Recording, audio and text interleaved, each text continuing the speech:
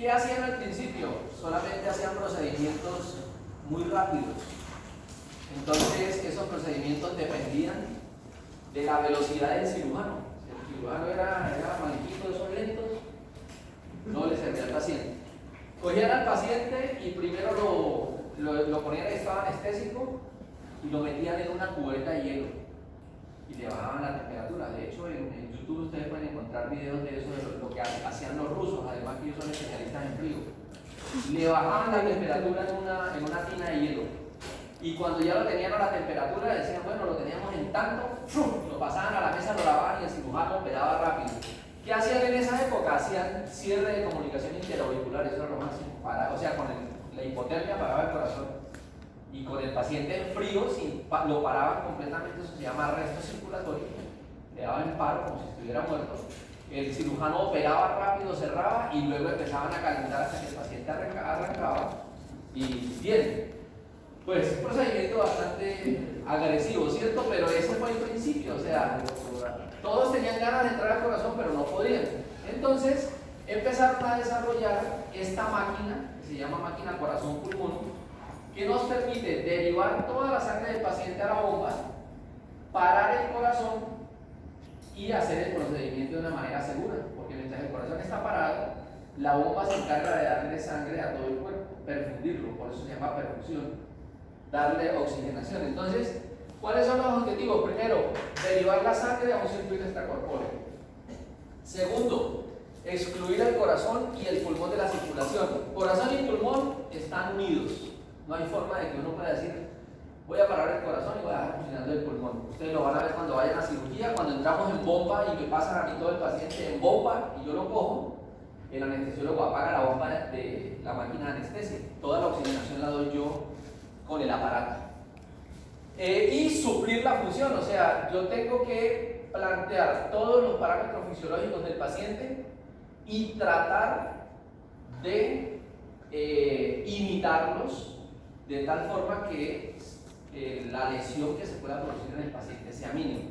Pero eso es una expresión bastante amplia porque esto lesiona, o sea, no es gratis. Meter a un paciente en extracorpórea no es gratis, tiene sus consecuencias y ya las vamos a ver.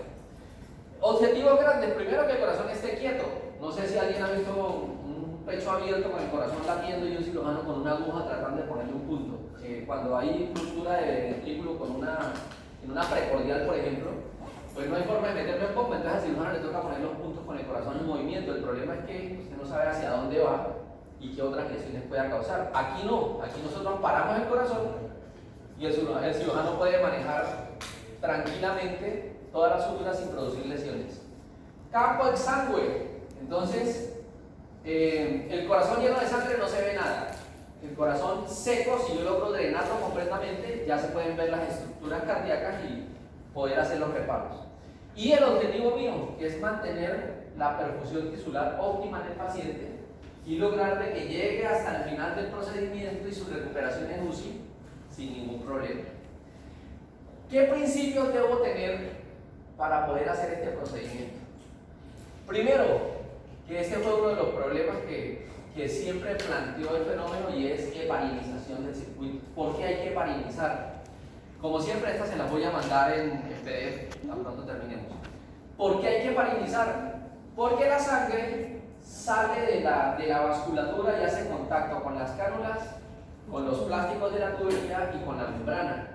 Y siempre que usted saca sangre a un circuito extracorpóreo, activa la cascada de la coagulación. Ejemplo, el paciente en diálisis. Si usted no anticoagula el circuito, se tapa. Y ahí echaría la cuña del paciente coagulopático, ¿no? Usted está en UCI y tiene un paciente coagulopático y le dicen, ve, hay que hacerle diálisis. El médico dice, no le ponga heparina, está coagulopático.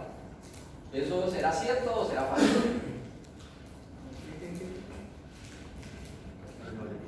Tiene un paciente coagulopático en UCI y necesita dializarlo, pero tan pronto llega la diálisis y el médico dice, no le ponga heparina porque el paciente está coagulopático. ¿Eso será lógico o ilógico? Tiene un paciente coagulopático y lo va a poner en contacto con una máquina ilógico. Eso es ilógico. O sea, pensar de que porque el paciente está sangrando, el circuito no necesita anticoagulación es ilógico. ¿Por qué? Porque si el paciente está sangrando, él está tratando de parar el sangrado activando la cascada de la coagulación.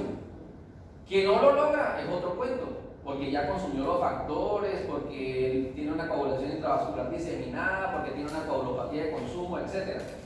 Pero si usted no le pone anticoagulación, se lo aseguro que el hemofiltro de la diálisis se tapa. Y alguien que tenga la experiencia tiene que decir que sí, que eso pasa.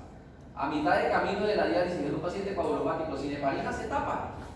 Porque los factores de la coagulación, los poquitos que hay, van y hacen coágulos en la membrana y tapan el circuito. Entonces aquí pasa lo mismo. Yo necesito siempre anticoagular al paciente con heparina. ¿Cómo lo anticoagulamos nosotros? Bueno, es como un protocolo internacional. 4 miligramos por kilo de peso.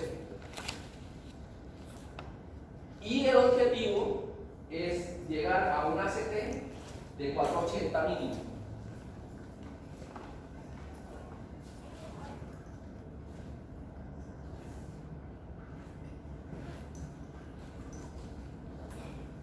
¿Saben qué es ACT? Profe, una pregunta, la heparina, pues yo conozco que vienen unidades internacionales. Sí, nosotros ahí la cómo se manejamos hace en el miligramos cálculo. por cada cc son 50 miligramos. Nosotros la convertimos en miligramos. Y buscamos un ACT de 480 segundos. Eso es una cosa loca. ¿Saben cuánto es el ACT normal? Bueno, lo primero preguntemos qué es el ACT. ¿Alguien ha tenido contacto con esa prueba? En español es tiempo de coagulación activado. Es el tiempo que se demora la sangre en crear fibrina. Y en condiciones normales, o sea, aquí cualquiera de nosotros lo debiera hacer entre 90 y 140 segundos. Y nosotros lo llevamos por encima de 480 para entrar en bomba. O sea, el paciente no puede hacer coágulo por nada nunca, porque si no se me va a tapar el circuito. Entonces ese es uno de los primeros objetivos que tengo que buscar en extracorpóreo.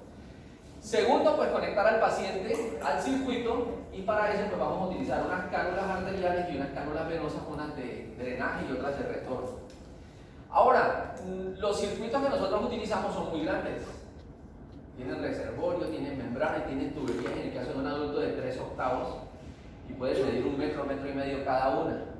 Eso significa que yo tengo que ponerle más o menos 1 litro de solución salina al circuito, y luego le sumo ese litro al paciente. Eso significa que le voy a bajar el hematocrito, por eso voy a diluirlo. Pero yo tengo que jugar con eso, porque tal vez si me dicen, vea, es que el paciente con el que va a empezar tiene 7 de hemoglobina, y cuando yo le ponga el litro de agua se va a ir a 6 o a 5.5, entonces digo, no, tengo que ponerle sangre de entrada.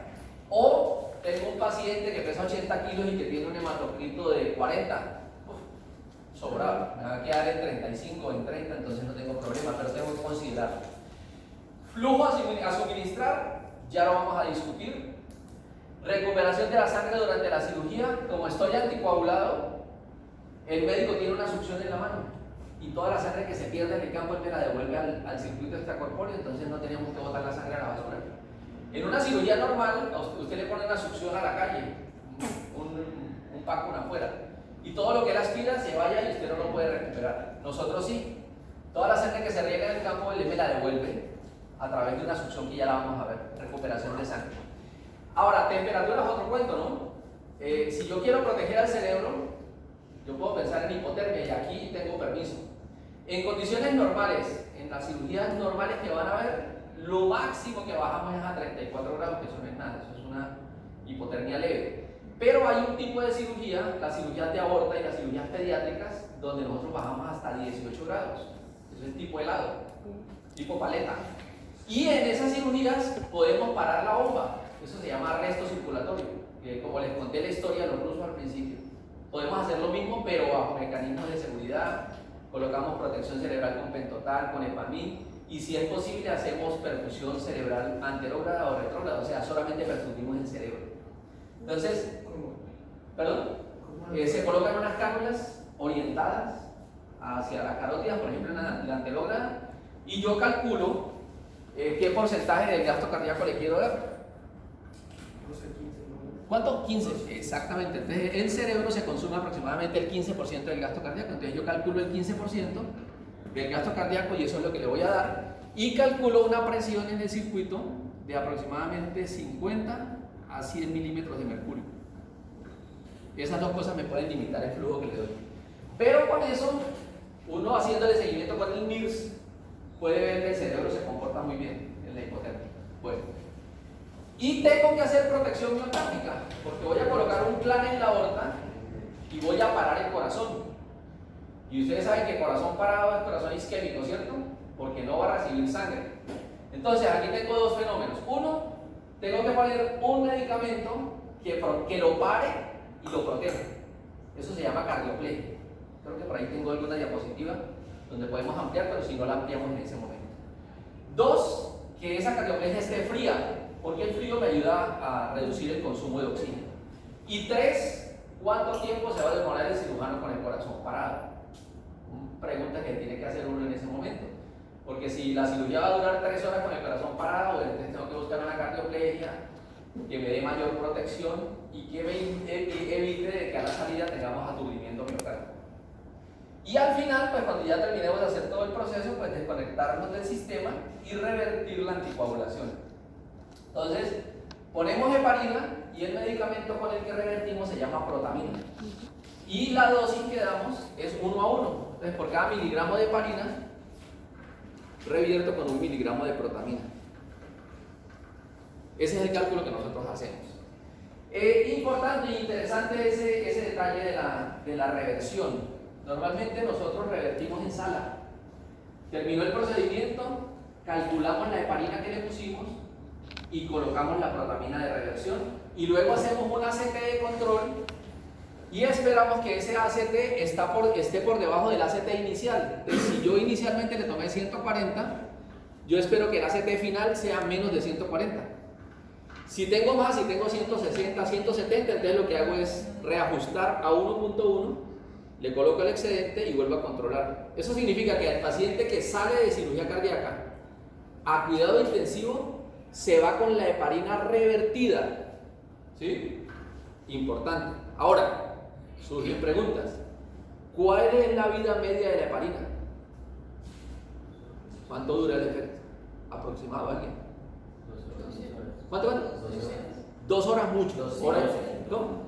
Ah, no, mucho, no. ¿Te acuerdas cuando ustedes van a mandar a un paciente a cirugía y tiene heparina, cuánto le dicen que lo suspendan mínimo?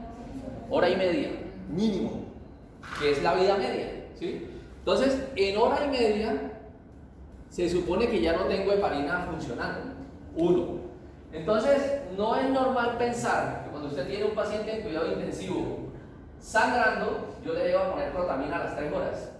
Profe, una pregunta, por lo menos en las consultas preanestésicas siempre ponen suspender heparinas 12 horas antes. Sí, pero eso depende de cuáles estamos hablando. Entonces, si yo tengo un paciente con warfarina, le tengo que hacer puente con clexane y que la última dosis se la hayan puesto 12 horas antes de la cirugía. O sea, si la cirugía es en la mañana, que la última dosis sea en la noche, a las 8 de la noche. Esa es heparina, si estamos hablando de un puente. Las de bajo peso molecular. Y ojalá que si le estás dando una profiláctica la noche anterior no se la pongas.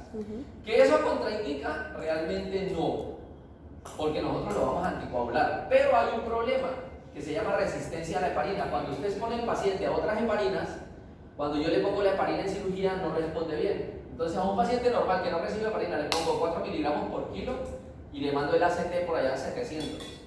Pero a un paciente que recibe heparina le pongo la heparina a 4 por kilo y seguramente el ACT me va a caer en 300. Entonces voy a necesitar más heparina para poder anticoagularlo o ponerle plasma para que se me active la antitrombina. Entonces, sí sería interesante que no se le pusiera la dosis la noche anterior siempre y cuando no sea puente. Porque en los puentes sí el objetivo no es suspenderlo. Ahora, ASA. ¿Oh? Sí, ojalá. Y el plan 5 días antes. Ahora, que eso contraindica la cirugía, no, si es una urgencia lo tenemos que operar porque lo tenemos que operar. Lo que sabemos es que al final de la cirugía el paciente va a sangrar más de lo normal, pero lo podemos operar. Por eso. El ASA no es lo que yo decía. Pero hay instituciones donde sí suspenden el ASA. Prefieren suspenderlo. Bueno, y este es el problema por el cual necesitamos poner heparina. Entonces aquí tengo una superficie externa, que es un plástico, y siempre el plástico lo que va a hacer es absorber proteínas.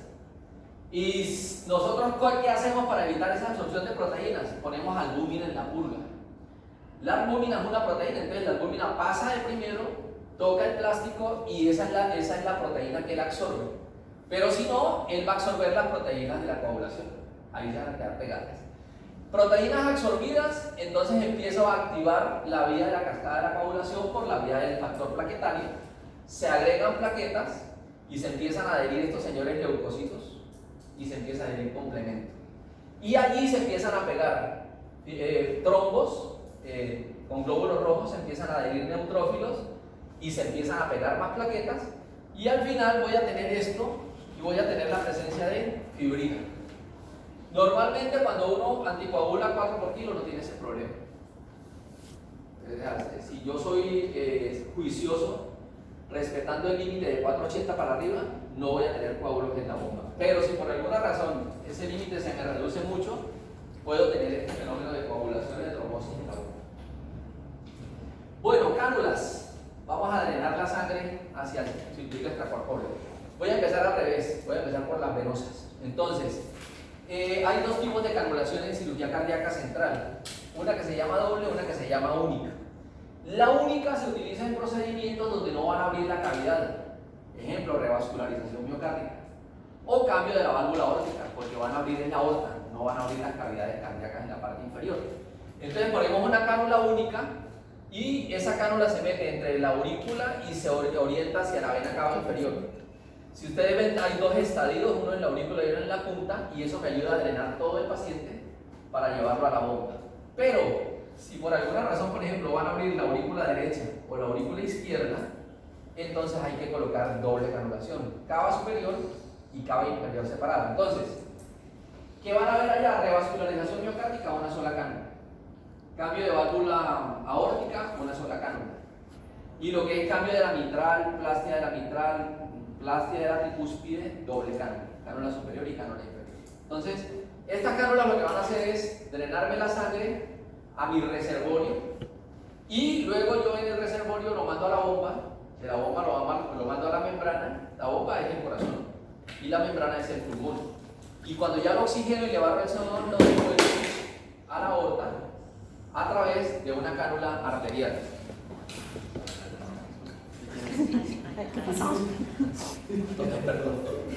A través de una cánula arterial que se coloca en la parte superior del arco aórtico. Esta es la cánula principal de retorno, estas son las cánulas de drenaje. ¿En qué orden se ponen? Siempre se pone primero la arterial. ¿Por qué? Porque yo puedo dar volumen por ahí. Entonces, digamos que con eso yo aseguro que si el paciente llega a tener un sangrado profuso, yo por ahí puedo darle volumen todo el que quiera, le puedo dar cristaloide.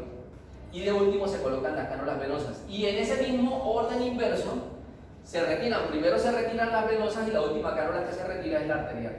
Ese sería el orden a utilizar. Ahí, no sé si se ve bien, ahí tengo, aquí está, en la parte inferior está la cabeza del paciente. Aquí tengo la cánula arterial. Si ustedes ven, la imagen es muy roja. Y uno de los puntos que yo planteaba en los requisitos era corazón exangüe. Entonces miren, acá tengo la aorta en la parte superior y el ventrículo derecho en la parte inferior, y aquí está abierta la cavidad y casi no se ve porque todo es rojo. Entonces si no dreno bien la cavidad, ellos no pueden ver bien las estructuras. Entonces parte inferior cánula arterial, y aquí en la parte superior distal voy a tener las cánulas venosas para hacer el drenaje, pero la imagen no nos está haciendo buena. Okay. ¿Será que acá alcanzan a ver algo? Se ve mejor, claro, la resolución se ve mejor, pero bueno. Bien, ahora tenemos dos tipos de bombas. Una bomba que se llaman de rodillo y una bomba que se llaman centrífugas, esa que ven allí. Bien, la bomba de rodillo es una bomba que genera por la parte de entrada presión negativa y por la parte de salida presión positiva. Es una bomba que que genera la presión entre el rodillo, entre la tubería y una formaleta metálica, donde digamos que la tubería es forzada a pasar a través del rodillo. Eso tiene sus problemas, porque imagínense que yo estoy macerando la sangre cada que el rodillo me da vueltas. Eso significa que produce hemólisis, pero eso es un mito en cirugía cardíaca. Si yo calibro adecuadamente ese rodillo, que es un procedimiento que yo tengo que hacer antes de empezar, no voy a tener tantos problemas de esa hemólisis. Entonces, esto se llama una bomba de rodillos oclusiva.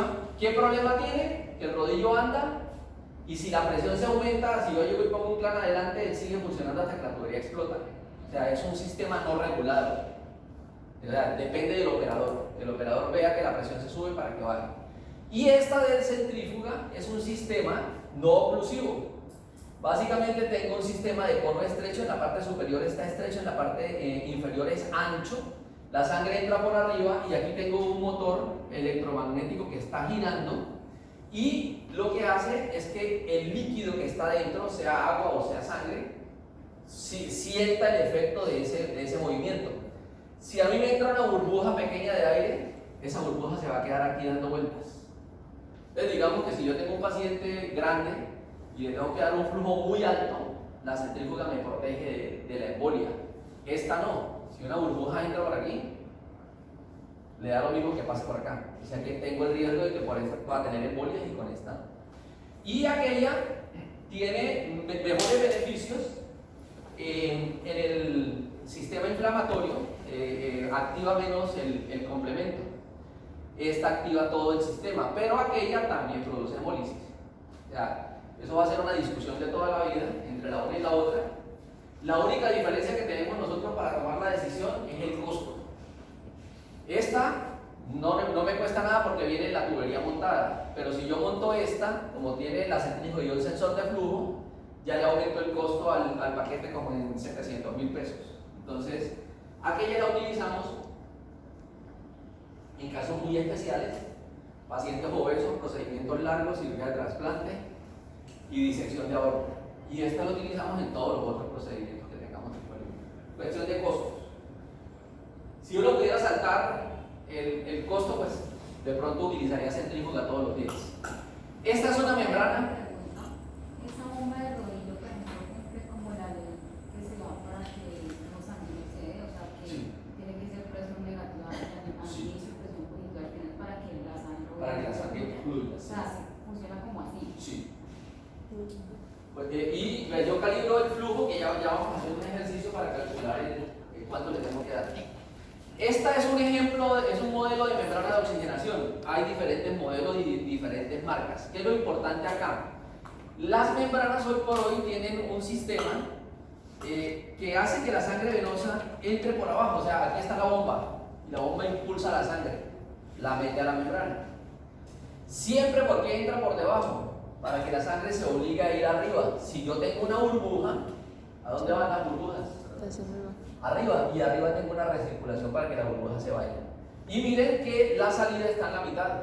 De tal forma que la sangre entra por debajo, se obliga a subir, luego baja y sale por aquí. Eso significa que estoy reduciendo al máximo la cantidad de burbujas que puedan entrar. Siempre voy a tener dentro de la membrana un intercambiador de calor. Entonces aquí tengo una superficie que puede ser de policarbonato o de acero. Yo voy a conectar aquí dos mangueras con agua a un intercambiador y ahí voy a manejar la temperatura del paciente. La aumento o la disminuyo a como yo quiera y eso me va a calentar o a enfriar la sangre aquí dentro de la membrana. Entonces tengo la membrana y la membrana, a diferencia, si ustedes piensan en un hemofiltro, estas son las fibras del hemofiltro, por ejemplo. Y este es el espacio que hay entre las fibras. En un hemofiltro yo la sangre la hago circular por aquí, por dentro de la fibra. En una membrana yo la sangre la hago oxigenar por fuera. Y por dentro de la fibra hago circular el gas. ¿Para qué? Para que la sangre tenga mayor extensión de superficie de contacto y pueda hacer una buena difusión de oxígeno a la sangre y de CO2 hacia afuera. Entonces, por eso la sangre va a estar fuera y dentro de los poros va a estar el oxígeno. Están separados allí dentro de la membrana. Me voy a ir al microscópico. Este es un poro, por aquí va el oxígeno y esta es la membrana, la fibra. Esa fibra es una fibra que tiene unos poros reales, tiene unos huequitos reales y esos huequitos se van a llenar de plasma y van a quedar cubiertos. Esta membrana yo la puedo utilizar aproximadamente 6 horas y después de 6 horas, por diferencia de presiones, ese plasma se va a desplazar y la sangre va a empezar a pasar al espacio, o sea que voy a empezar a tener sangre pasando por aquí. Y por la salida del gas de la membrana, después de 6 horas de uso, que es el exhausto, ¿dónde está? Aquí está. Por la vía de escape, voy a empezar a ver salir unas secreciones espumosas, haga de cuenta de edema pulmonar. Paciente de edema pulmonar, así tal cual, por aquí. Eso significa que ya llevo muchas horas trabajando con esta membrana. Estas membranas se llaman polipropileno y son las membranas que usamos todos los días en circulación extracorpórea.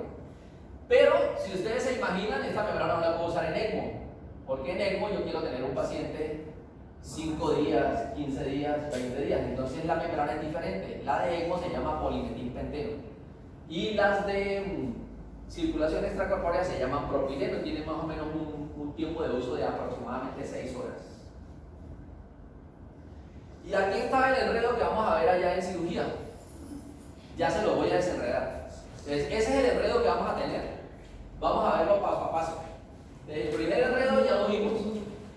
Cánula venosa, azul, me saca la sangre y me la trae al reservorio. Del reservorio la coge la bomba. La entrada de la bomba dijimos que era presión negativa. Entonces chupa la sangre del reservorio y la mete a la membrana. Siempre la membrana tiene que estar después de la bomba principal, porque la membrana genera mucha resistencia. Aquí le meto oxígeno, elimino el CO2 y se lo mando al paciente. Hay un dispositivo especial a mitad de camino que se llama un filtro arterial. Este filtro me sirve para sacar burbujas en caso de que pasen. Se supone que yo no debo permitir que pasen burbujas, pero en caso de que se me pasen, este filtro me ayuda a sacarlos. Pero las membranas modernas tienen este filtro metido acá. O sea que ya solamente vamos a ver este dispositivo, ya este casi no lo vamos a ver. Ese es el principal. ¿Listo? Entonces, este primer rodillo va a ser el corazón. No, el izquierdo. Y este va a ser el pulmón. Aquí el reservorio sería la aurícula derecha. La aurícula derecha. Y este sería el ventrículo izquierdo, que es sistémico. Y este sería el pulmón. Está reducido, no vamos a tener una circulación doble, como la estás pensando, una mayor y una menor, no. Está todo resumido. Aurícula derecha, sí. Corazón izquierdo, porque es el que va a ser el que va a dar el gasto cardíaco. Y membrana de oxigenación. ¿Listo? Y de allí le mando la sangre a la aorta en la cánula arterial que ya la vimos. Y luego van a haber un montón de rodillos. Nosotros trabajamos con 5 rodillos. El primero es el principal y estos 3 entonces los vamos a ver uno a uno. El último, haré una aclaración al gráfico. Cuando vayan a la realidad, este rodillo va a estar aquí. Va a estar allá, a la derecha. ¿De qué depende eso? De la ubicación. Hay centros donde el rodillo principal está a la izquierda, o sea que se hacen detrás del cirujano principal. Nosotros tenemos el rodillo a la derecha y nos hacemos detrás del ayudante, o sea que tenemos de frente al cirujano principal. Este lo van a tener allá en la derecha, pero el otro orden sí es así como está. Cardioplegia, que es la solución con la que voy a parar el corazón. Hay dos tipos, o bueno, hay varios tipos. Hay una que se llama cristaloide, que nosotros la mezclamos con sangre, por eso tengo una recirculación desde acá con sangre oxigenada para mezclársela a la cardioplegia. O puedo utilizar una solución que se llama custodiol, que también es cristaloide, pero no necesita sangre, entonces clampearía acá y solamente le doy solución cristaloide. Nosotros aquí damos la cardioplegia a través de la bomba para controlar la presión y el volumen. Luego tenemos este dispositivo que se llama raíz. Entonces, en la aorta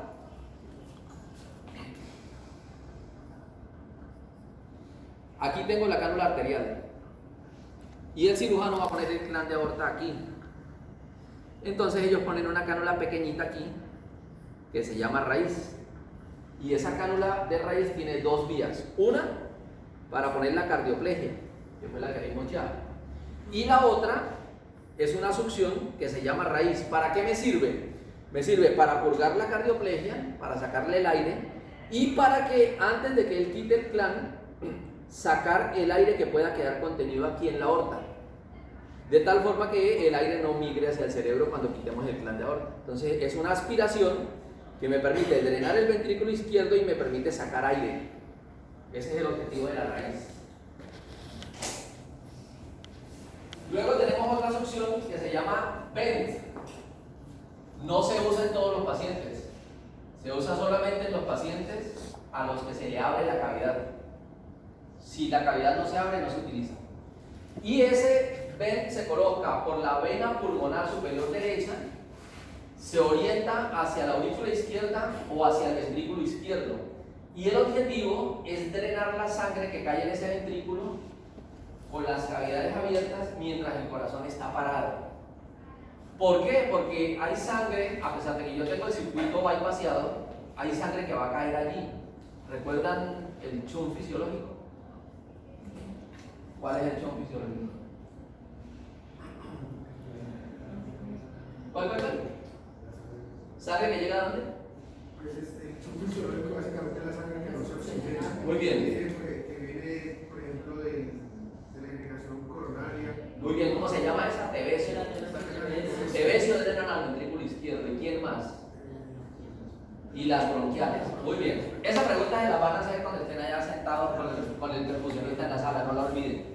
Entonces hay un shunt fisiológico que se llama el drenaje de las venas de Tebesio y el drenaje de las venas bronquiales, que es sangre que no se oxigena, pero que llega al ventrículo izquierdo. Eso significa que uno no es capaz de sacar la sangre del ventrículo izquierdo al 100% de oxigenación, porque siempre va a llegar sangre mezclada. Entonces, no es por la oxigenación, sino por el volumen de sangre que llega. Si yo dejo esa sangre allí, el ventrículo empieza a dilatar, y eso produce aturdimiento miocárdico. Entonces, por eso, en esta cirugía se mete el VEN para drenar el ventrículo izquierdo y que la cavidad no se dilate, para evitar aturdimiento posterior. Y la última succión fue la que les dije, el pericardio, que es una succión que tienen ellos en la mano y me aspiran toda la sangre que se pierde en el campo, me la mandan aquí. Entonces aquí yo estoy reciclando. Cuando tengo el paciente por encima de 400, yo les digo prendido el pericardio y ellos dejan de aspirar por la calle y todo me lo aspiran con el pericardio. Entonces todo viene acá. Aquí tengo unos filtros de 40 micras y 120 micras que filtran la sangre en caso de que venga con algún tipo de contaminante grande, para podérsela devolver al paciente otra vez al torrente sanguíneo. Ahí estaría todo el circuito que han visto.